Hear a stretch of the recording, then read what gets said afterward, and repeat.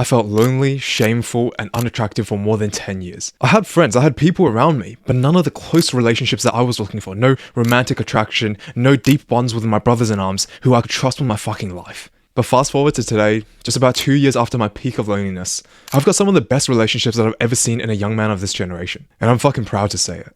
And looking back, I found that there was one specific mindset shift, almost like a breaking of a myth, that has contributed the most to this massive transformation on my part. I'm not some expert, I'm not some guru who knows everything, but I am a young professional in this aspect because I've dedicated my life to solving this primary pain point in my own experience. So if you're anything like me, fucking listen up and this will help you at least give it a shot. I guarantee it. So here's a fundamental reframe. Sharing your emotions is actually more manly. I like to flip it around and say it the other way as well, which is, how on earth is not sharing your emotions more manly? How is that the more manly, masculine thing to do? I think this is the biggest fucking lie, the biggest myth that we're continuing from this traditional masculinity mindset, which is no longer serving us and we must break through it if we are to move on to the next generation of true superior men. Like I have 100% conviction in this. This is the fucking truth. And what I mean specifically by hiding, there's kind of two ways about this. Right? So number one, there's the internal hiding, and number two, there's external hiding. So let's start with internal. Internally hiding away from these emotions and what you're feeling is essentially not meditating, not journaling, not thinking about it, not letting yourself get close to these feelings, which might be a little bit uncomfortable, a little bit scary. You feel a little vulnerable or soft or feminine. So you just avoid this scary corner, right? And when I start putting into these words, you start to realize how fucking silly this is. So that's hiding internally and not confronting those emotions, running away. And we'll get back to that in a second. Second part, it's hiding externally, which is a bit more obvious, is when you don't share these emotions, these feelings with anyone else. You don't open up, you don't express yourself. You are unable to be vulnerable or unwilling to be. Oftentimes it's both. You're unable to express the full gamut of your emotional depth and internal experience. And that's hiding externally. So I've kind of given away the hint already, right? Is that when you really consider this, objectively what's happening when we try to still subscribe to the traditional notions of masculinity and just be a non-feeling stoic mask, you become unaware of your emotional depth. You're not really, how would I say this? You're masquerading as a masculine stone cold ideal, whereas internally, you're just stuffing down these emotions until you explode. It's not that you don't have emotions, it's not that you don't feel it. You're just shoving them away, pretending like you don't have these, and then you do explode. You do feel them and you do explode because you don't know how to fucking handle them because you didn't fucking practice, dumbass. Right? Like that's the crucial shift. We are less manly if we run away from our emotions. We are less manly if we hide away from our emotions. We are less masculine if we choose to not confront what is already there. That's the reality of our life. Right? We've already got these thoughts. It's a whole different topic if someone's like an unfeeling brute, right? And we probably don't want to be that guy who's absolutely insensitive, and most of us aren't. If you're watching this video, you're probably not, right? You do have your moments of insecurity, you do have your moments of overthinking, of deep consideration, of feeling for other people. If an objective thought has already arisen in your head, not the subjective experience of what you think about the thought, but like there is already a feeling, an emotion, a thought, and then you choose to fucking run away, how is that manly? Is that not the least manly thing to do? Is that not the most cowardly thing you could do in this moment? Running away from the reality of your situation just because you didn't want to face it. Just because it's a bit uncomfortable. Frame it like that. How the fuck is this still a debate? Like, do your emotional work. Do your internal work. Confront your emotions. That's the most manly thing you could possibly do.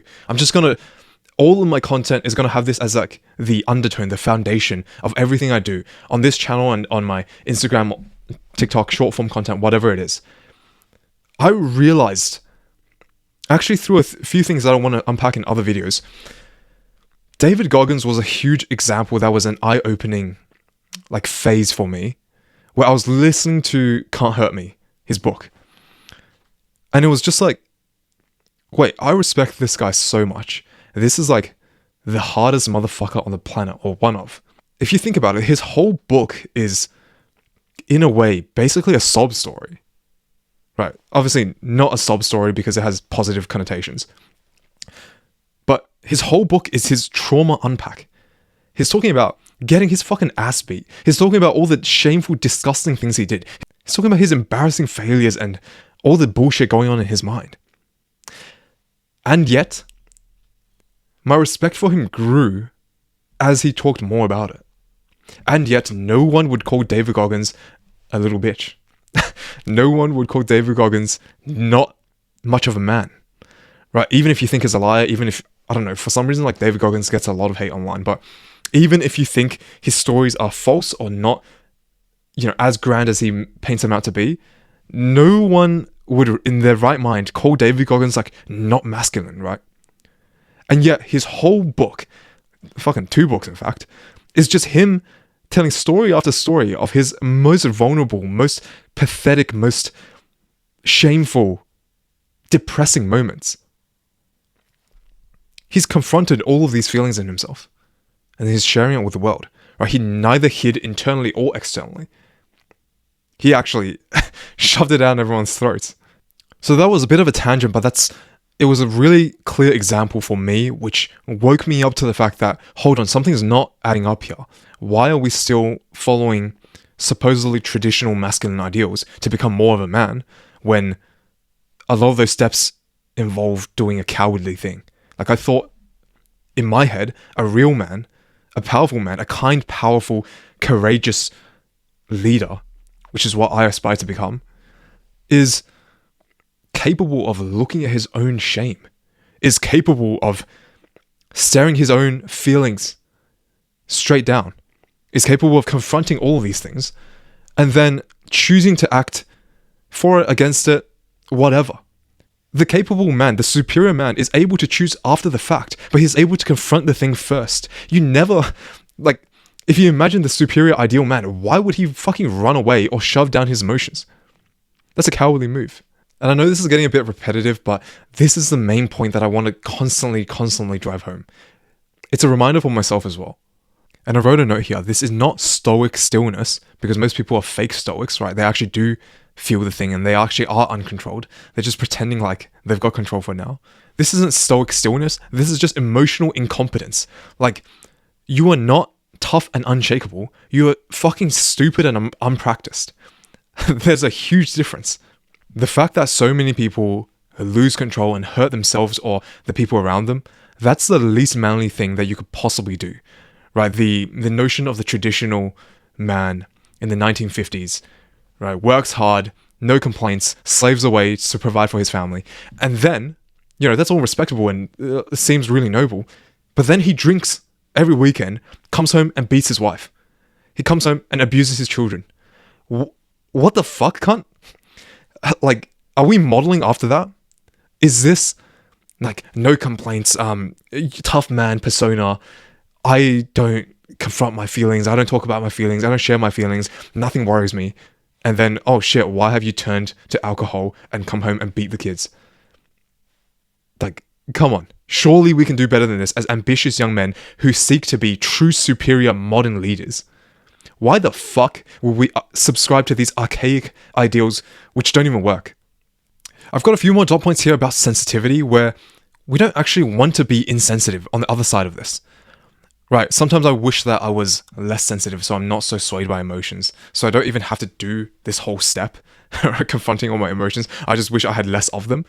But then again, that would mean less enjoyment of life because you can't really discern the sensitivity and the richness of everything. And you also lose the ability to connect with people and influence them so deeply, because so much of it is because of your sensitivity and empathetic understanding. I don't want to make this go for too long. It's already a bit of a ramble. This is essentially the price of not having a script and me being unpracticed. I will work on that. But I did want to say that there is a pretty clear way forward from here. I want to give a bit of hope on this, and it's not some kind of diluted middle ground. It's actually the integration of both sensitivity and this hard, disciplined, stoic mentality. You want to be able to access both at the extremes, at any time.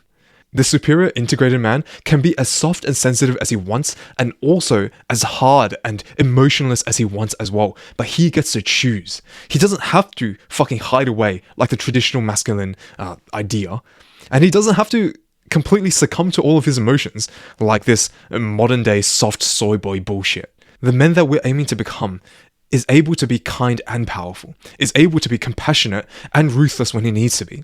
We don't want to be these unthinking brutes which are absolutely insensitive to emotions. We also don't want to be the traditional masculinity, fake stoic coward who is also unpracticed at emotional intelligence completely. And we also don't want to be the hyper emotional, soft soy boy who has very little agency and very little respect.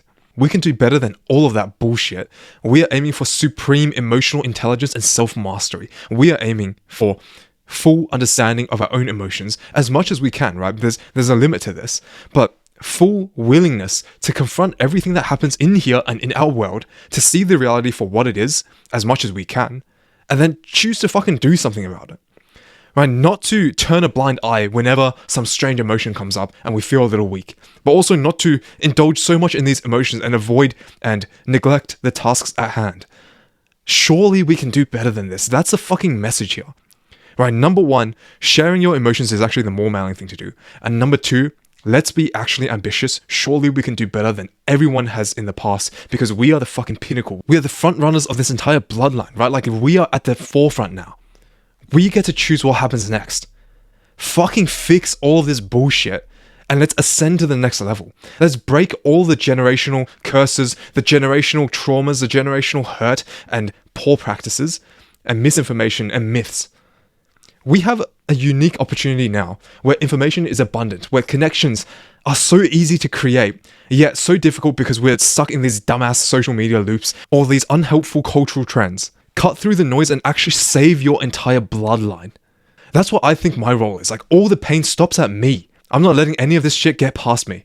I'm changing the direction, the course of my entire heritage. Like, none of my kids and the future generations leading forward from here is going to experience the same bullshit that I did, which is no fault of my parents, but it is my responsibility now. So wrap it up there. Never run from your emotions. Do not be a little bitch. I'll see you soon.